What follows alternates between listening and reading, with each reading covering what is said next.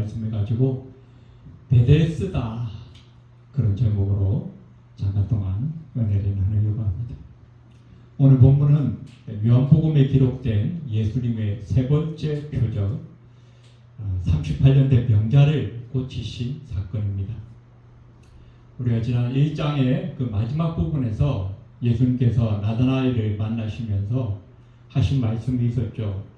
네가 더 큰 일을 보리라. 그 일은 곧 하나님의 사자들이 인자 위로 오르락내리락 하는 것을 보리라 하셨던 그 말씀이 2장부터 11장까지 7개의 표적으로 기록되어졌다. 그렇게 우리가 지난 시간에 살펴보았습니다.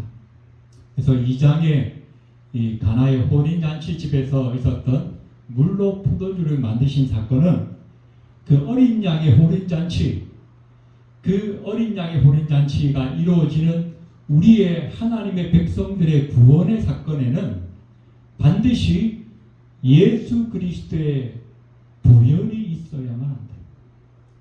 그 혼인잔치 집에는 반드시 포도주가 있어야 되는 것처럼 어린 양의 혼인잔치에는 예수 그리스도의 보혈이 뿌려져야만 한다. 그리고 3장에서는 그 니고데모가 등장하죠. 사람이 가지고 있는 부와 명예와 권세와 그 어떤 수고와 노력으로도 하나님의 구원은 받을 수 있는 것이 아니다. 그러나 4장에서는 사마리아 여인을 등장시키면서도 하나님의 은혜가 임하면 아무리 낮고 천하고 조건이 좋지 못한 사람이라도 다 구원받을 수 있다.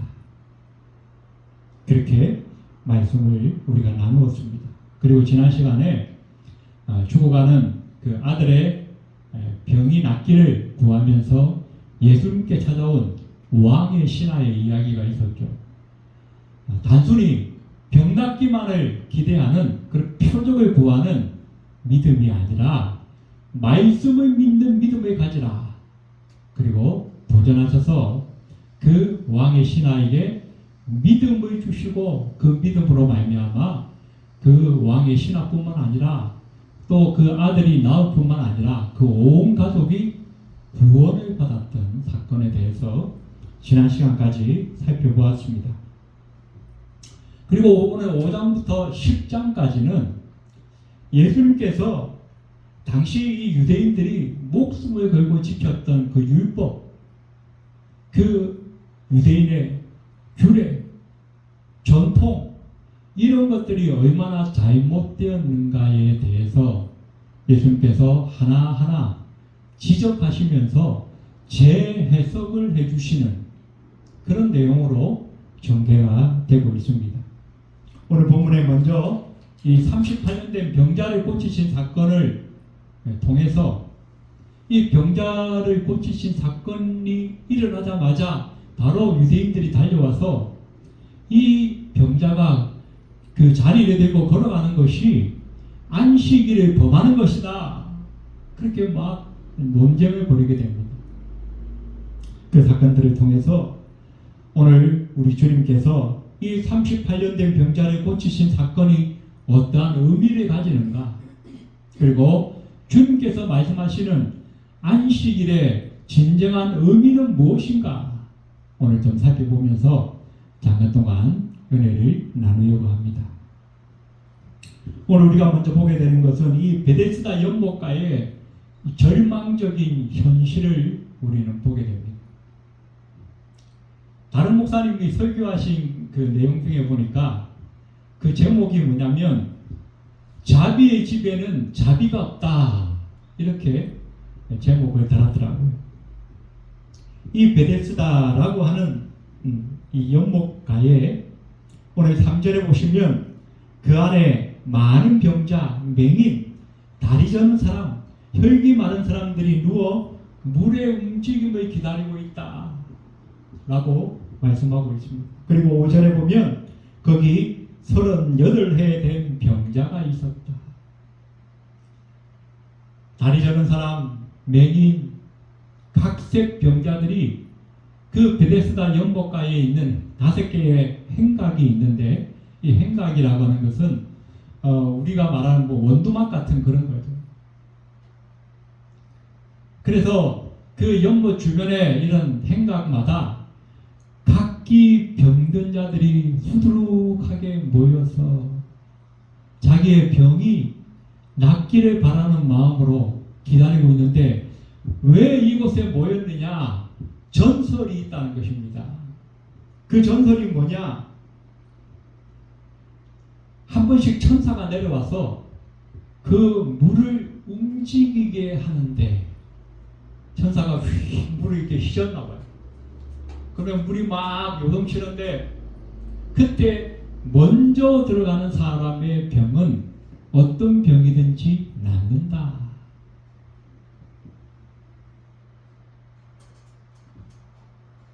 오늘 예수님께서 유대인의 명절이 있어서 다시 예루살렘으로 내려갔다라고 말씀합니다. 지난 시간에는 우리가 그 가나에서 물로 포도주를 만들고 그 다음에 3장에는 니고데모를 만나고 4장에서 사마리아 여인을 만나죠. 그때도 예루살렘에 명절이 있어서 내려갔다가 올라가시는데 사마리아 지역을 일부러 통과하여 가셨다라고 말씀하고 있습니다. 그런데 이번에는 그런 기록이 없는 거 보니까 아마 이 갈릴리에서 이 요단강 이 저지대를 타고 쭉 내려오시다가 그 여리고 지역에서 감람산을 넘어서 이 기드론 골짜기를 지나면 예루살렘 성으로 들어가는 문이 있는데 그 동북 쪽에 예루살렘 동북 쪽에 양문이라고 하는 문이 있었던 것 같아요. 지금도 그 흔적만 남아 있습니다. 근데 이 양문이 뭔가 하나님 앞에 제사를 지내기 위해서 양과 염소 같은 그 제물들이 통과하는 문입니다. 그런데 이 양문은 그 성전에서 가장 가까운 거리에 있는 문이었기 때문에 여러 가지 문들 가운데서도 중요한 의미를 가지고 있고, 그래서 이 유대인들이 바벨론의 포로로 잡혀갔다가 다시 돌아와서 예루살렘 성을 다시 재건할 때에 제일 먼저 지은 게 양문이라고 하는 거죠. 그 양문을 통과해서 예루살렘 성 안으로 이제 들어가면 성전으로 가는 길 쪽에 이 베데스다 연못이 있는 거예요. 이 연못의 사이즈가 보니까 길이가 100m나 돼요. 꽤 길죠? 폭은 80m, 그리고 깊이가 한 7, 8m 정도 되는, 그냥 단순한 연못이 아니라 꽤 깊은 저수지 같은 그런 못이었다는 것입니다. 그런데 이 연못의 이름이 뭐냐? 베데스다. 베이트라고 하는 단어와 헤세드라고 하는 단어가 합쳐졌어요. 그 이스라엘 지명 가운데, 그리고 사람 이름 가운데 베자가 먼저 나오면 항상 베이트가 앞에 붙은 겁니다. 베들렘, 베냐민, 그리고 오늘 베데스다. 이 베이트라고 하는 말은 문이란 뜻입니다. 문. 그리고 헤세드라고 하는 단어가 붙어요. 이 헤세드는 성경에 가장 중요한 의미를 가지는 단어입니다. 헤세드, 하나님의 자비, 하나님의 사랑, 자격이 없는 죄인들을 향하여 일방적으로 부어지는 역설적이고 무조건적인 하나님의 사랑을 나타낼 때 헤세드라고 불렀습니다. 그런데 중요한 것은 이 자비의 집에 정작 자비가 없다는 것입니다.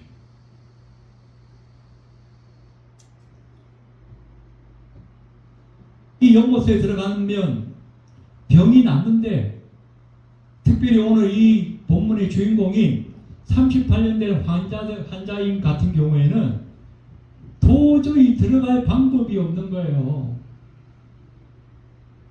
각색병자라고 했으니까 심각한 병을 가진 사람도 있지만 뭐 좀 그렇게 심각하지 않는 병을 가진 사람도 있겠죠. 뭐 부스럼이 났거나, 뭐 아니면 피부병이 있거나, 뭐 눈에 안질이 있거나, 충농증이 걸렸거나 이런 사람들도 다 모여 있겠죠. 그런데 이 38년 된 병자는 꼼짝을 못하고 누워 있는 거예요. 그러니 도대체 누가 자기를 불쌍히 여겨서 자기를 정말 사랑하는 마음으로 그 목가에 넣어줄 사람이 도대체 누가 있느냐 하는 것입니다. 물이 움직이면 어떻게 했어요? 다른 사람들이 다 우르르 달려가지 않겠습니까? 그래서 이 38년 된 병자는 낙심과 절망과 모든 희망이 사라진 자포자기의 상태로 들어 누워 있다는 것입니다. 이 38년 된 병자와 이 베데스다 연못은 누구를 상징하느냐?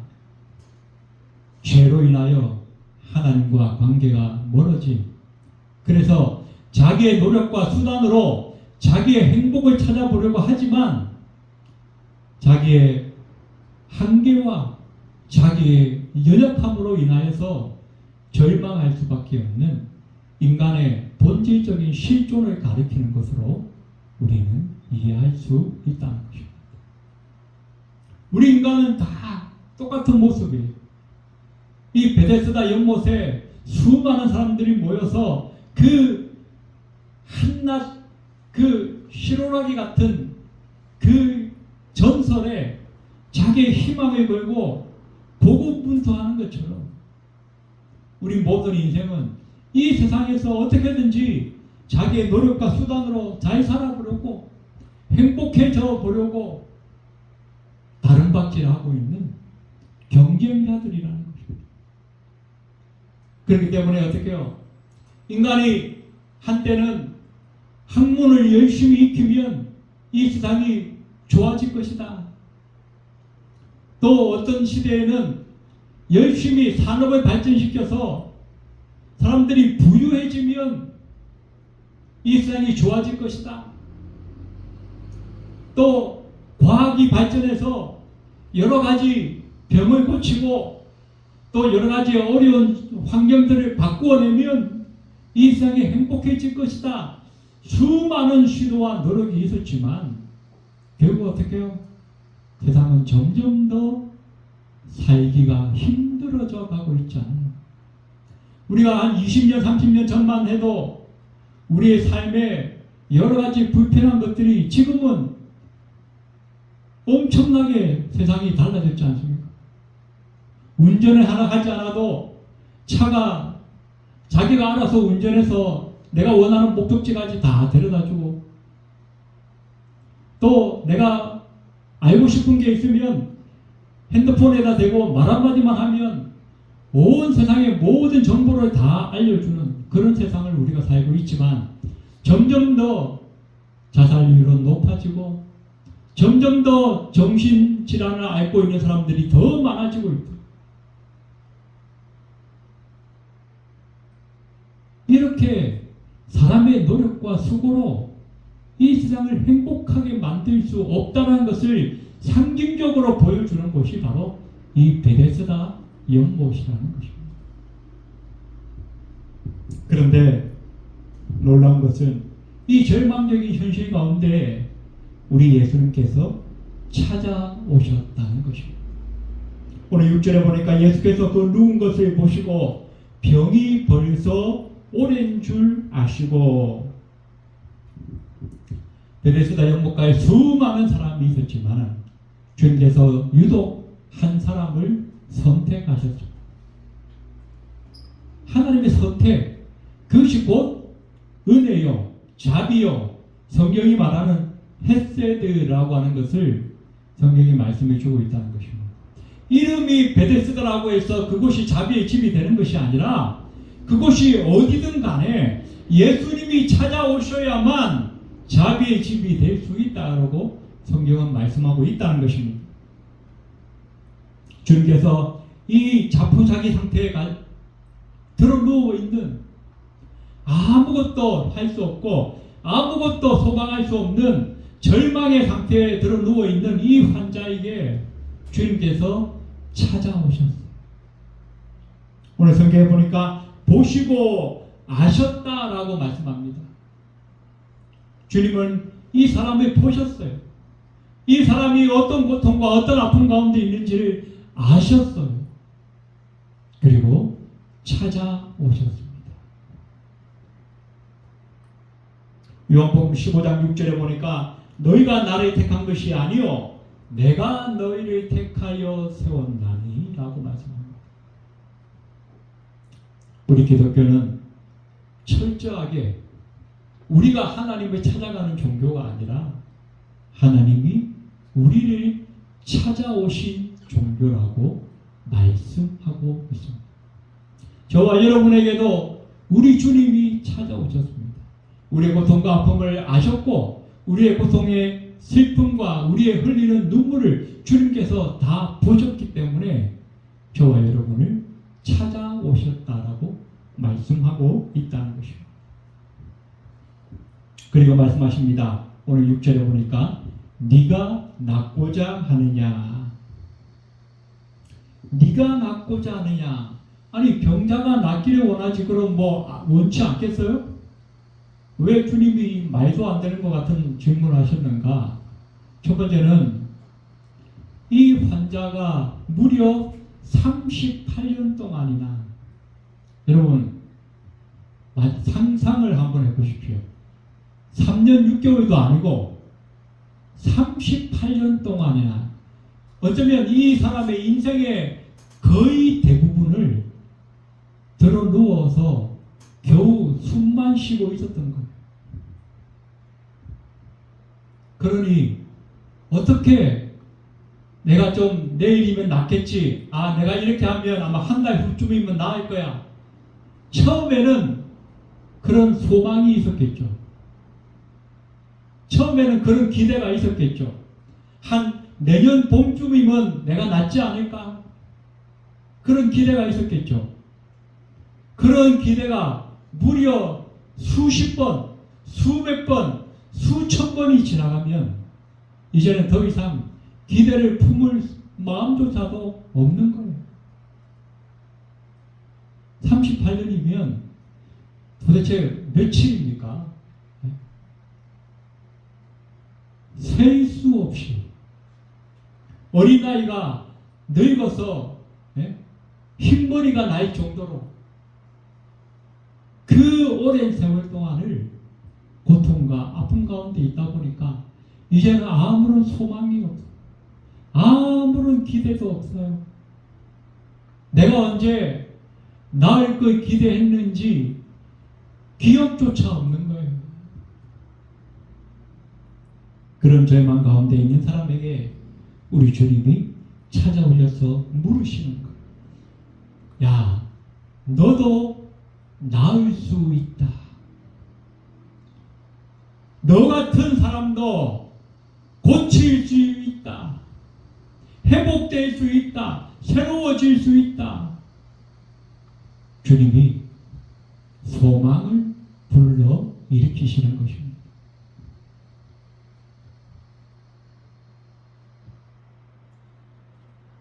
절망 가운데서 죽어가는, 사실은 살아있지만 죽은 것보다 더 못한 이 환자에게, 이 병자에게 주님께서 하나님의 사랑을 부어주시는 순간이라는 것입니다. 주님은 오늘 예배하는 저와 여러분에게도 오늘 우리가 찬양을 드렸던 것처럼 우리가 어떤 상황에 있든지, 우리가 어떤 형편 가운데 있든지 주님은 우리에게 새로운 소망과 새로운 희망을 주시는 분이신 것을 여러분 믿으시길 바랍니다. 그리고 우리의 믿음이 좀 더 성숙해져서 우리가 당하는 이 현실이나 우리가 당하는 어떤 이 사건이나 이런 것들로 인해서 주님을 향한 우리의 신뢰가 흔들리지 않는 그런 수준으로까지 좀 올라가는 저와 여러분이 되었으면 참 좋겠습니다. 자, 주님께서 낫기를 너무너무나 간절히 원하다가 이제는 시간이 지나서 그 소망마저 잃어버린 이 사람에게 네가 낫기를 원하냐고 물으셨던 첫 번째 이유는 그 사람에게 새로운 소망을 먼저 주기 위함이라고 말씀드렸습니다. 자, 그럼 두 번째 이유가 있습니다.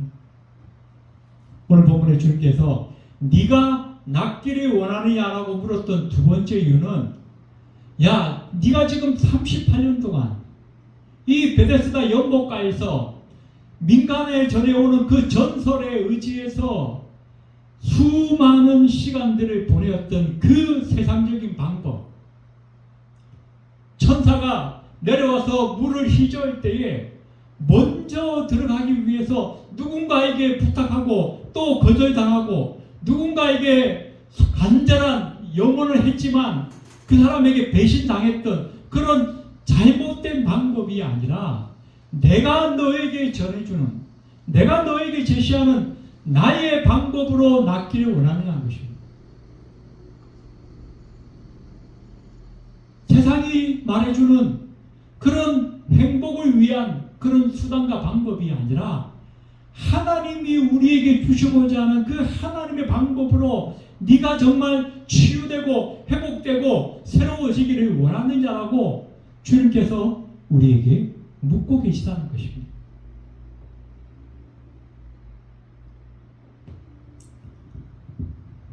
이 베데스다 연못처럼 우리가 사는 이 세상도 여전히 마찬가지 아니겠습니까? 세상은 돈으로 행복해진다고, 권세가 있어야 행복해진다고, 많이 배워서 학위를 몇 개씩 가지고 있어야 행복해진다고. 그러나 하나님은 우리에게 말씀하십니다. 우리는 이 세상에서 좁은 길을 가야 한다라고 말씀하고 있습니다. 하나님은 우리가 이 세상에서 사람들에게 외면당할 수 있다라고 말씀하고 있습니다. 때로는 우리가 원치 않는 고난과 핍박을 받을 수 있다라고 말씀하십니다. 그러나 그 길의 마지막 결과는 영생이요 생명이니 너희가 내가 제시하는 이 방식대로 살아보기를 원하느냐라고 우리에게 선택하라고 요구하고 계시다는 것입니다.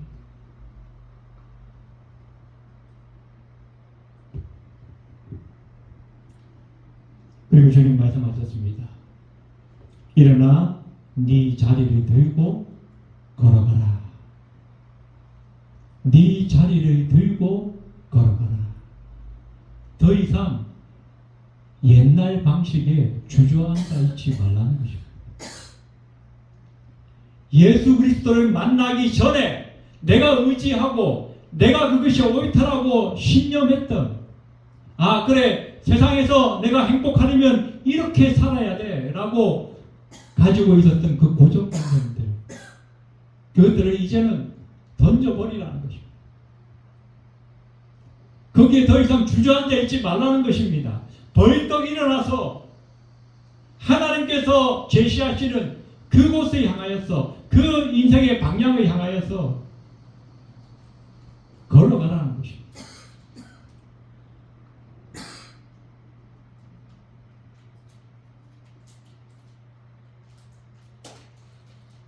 주님께서 그 새로운 길을 우리에게 주시려고 이 세상에 오셨고 십자가에 죽으셨고 부활하셨습니다.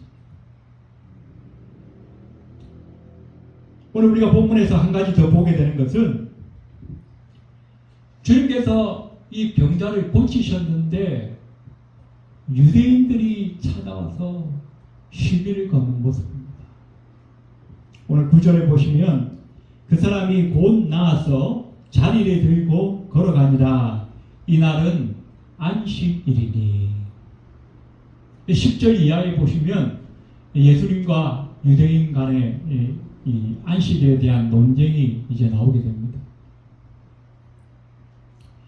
사도 요한은 오늘 이 사건이 안식일에 일어났다는 것을 굳이 기록하고 있습니다.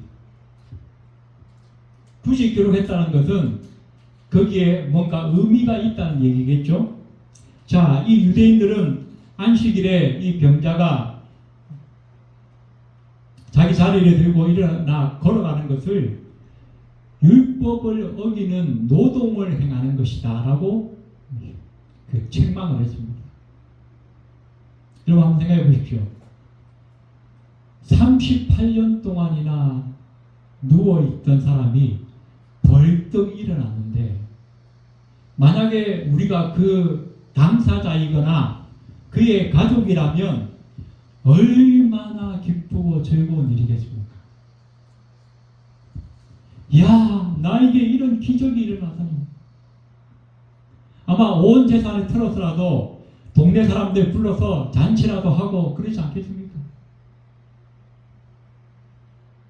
그런데 이 유대인들의 눈에는 그 사람이 얼마나 기쁜지, 얼마나 그 고통과 어려움 가운데서 해방된 그 기쁨이 즐거운 것인지 전혀 관심이 없다는 것. 그리고 오로지 야, 네가 율법을 어겼다. 야, 이건 잘못된 것이다. 그러면서 자기들이 얽매여 있던 그 율법을 이제 지금 막 그 고통과 억압에 쇠사슬에서 풀려난 이 병자를 향하여서 그 잣대를 들이대고 있다는 것입니다.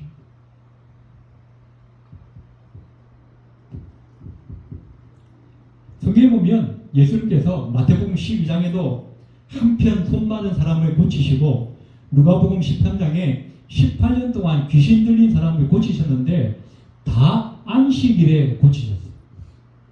마치 이 유대인들이 시비를 걸기를 자처하는 듯한 그런 모습을 보이셨다는 것입니다. 그래서 이 유대인들은 그것을 볼 때마다 자꾸 예수님에 대한 반감이 쌓여가고 결국은 논쟁을 하기에 이르러지게 되는 것입니다. 자, 이 유대인들이 가지고 있는 율법은 613가지 미시나를 만들었습니다. 그런데 그 이 613가지 중에 무려 39개가 안식일에 관한 율법입니다. 이것은 원래 성경에 나와 있는 하나님께서 모세 오경을 통해 주신 그 율법이 아니라 유대인들이 자기들의 장로와 또 자기들의 어떤 그 생활을 해 가운데 이 정도면 좀 더 지켜야지. 올해 내가 금식을 2번 했다면 내년에는 3번 해야지. 올해 내가 11조를 10,000원 했으니까 내년에는 15,000원 해야지. 이런 식으로 자기의 의를 쌓기 위해서 점점 더 많은 율법을 만들어내기 시작했다는 거예요.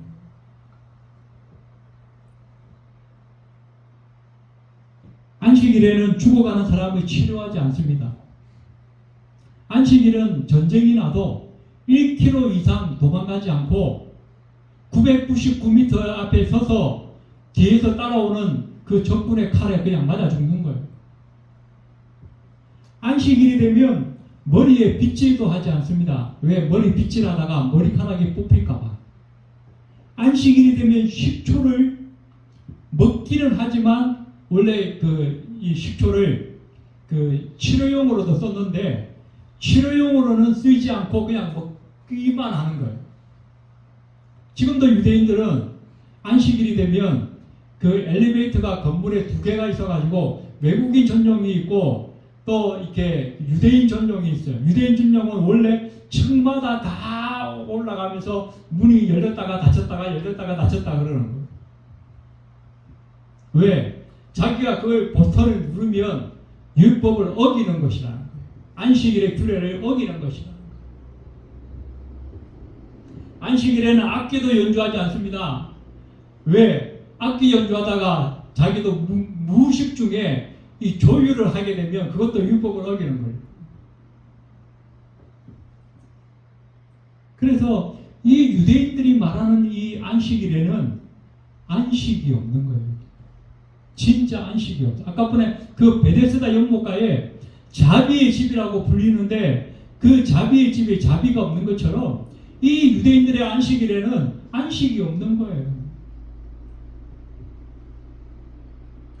이 안식일은 원래 창세기에 나오죠. 하나님께서 6일 동안 천지 창조하시고 난 다음에 마지막에 사람을 만드시고 나서 뭐라고 하시냐면 보시기에 심히 좋았더라.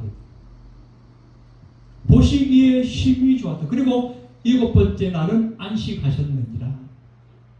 안식하셨다는 것은 그냥 하나님 쉬셨다 그런 말이 아니에요.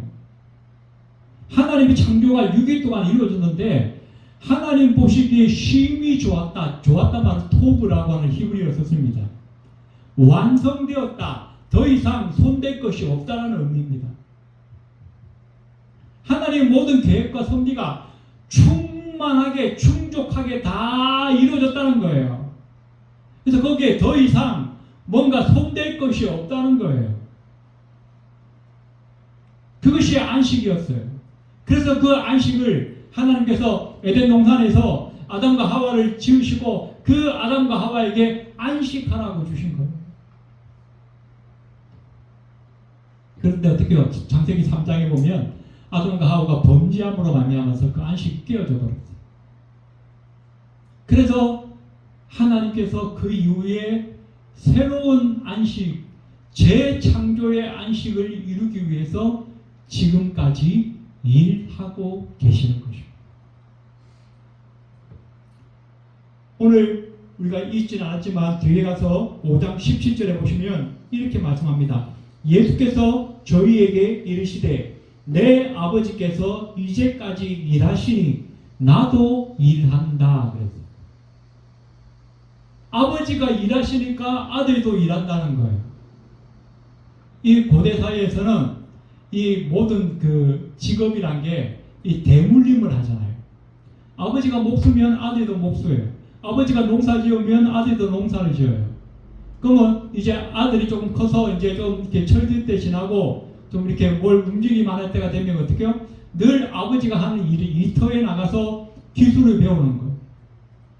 목수 같으면 이 대패를 어떻게 잡아야 되고 나무의 결을 어떻게 긁어내야 되고 또 나무를 고를 때는 어떤 나무를 고르는 것이 좋고 망치질을 할 때는 어떤 방향으로 어떻게 해야 못이 잘 들어가고 그런 것들을 어릴 적부터 꾸준하게 배우는 거예요. 그러니까 결국 그게 뭐예요? 장인 정신이 되는 거예요. 노하우가 되어서 그 직책에 가진 그 아버지의 기술이 그 아들에게 대물림되고 그 아들은 좀 더 그 기술을 좀 더 개발해서 그 아들에게 또 대물림하고 그래서 세월이 지나면 지날수록 그 장인이 되어가는 그 과정이 된다는 거죠. 그래서 그것을 비유해서 하나님 아버지께서 지금도 일하시니까 나도 그 아버지의 그 일을 한다는 거예요.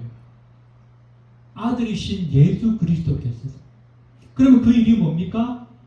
아담과 하와가 범죄함으로 깨어버렸던 그 안식의 중요한 의미가 깨어지고 났기 때문에 더 이상 그 깨어짐으로 인하여서 하나님이 사람과 관계를 가질 수 없고 하나님이 창조하신 그 안식을 사람에게 계속 이어줄 수 없기 때문에 예수께서 이 세상에 오셔서 하나님께서 계획하셨던 그 안식을 사람에게 다시 줄 수 있는 이전에처럼 인간이 범죄함으로 깨어질 수 있는 그런 불완전한 안식이 아니라 이제 영원히 깨어질 수 없고 멀어질 수 없고 변질될 수 없는 영원한 안식을 우리에게 주시려고 지금 하나님께서 재창조의 사역을 하고 계시다는 것입니다.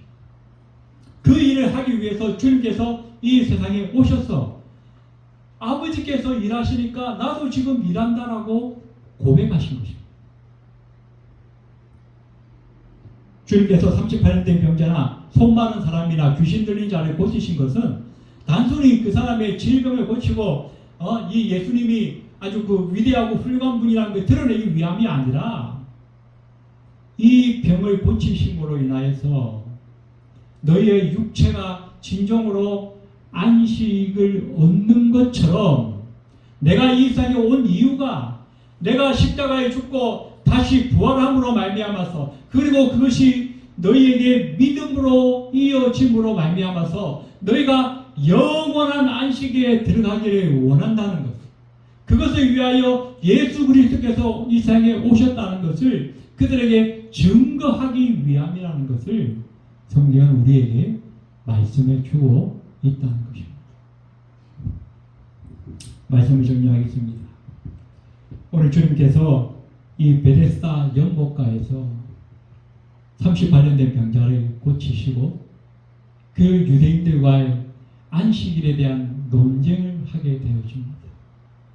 하지만 주님께서는 아버지께서 일하시니 나도 일하신다라고 말씀하시면서 안식일에 참된 의미를 그들에게 재해석해 주시게 됩니다. 우리가 다음 주에 그 내용을 좀 더 깊이 있게 우리가 좀 더 살펴보도록 할 것입니다. 이 안식을 우리에게 주신 주님 앞에서 우리가 이제 주님께서 네 자리를 들고 일어나라고 걸어가라고 말씀하셨던 것처럼 과거의 우리의 모습들을 이 세상에서 어떻게 하면 행복해질 수 있을까?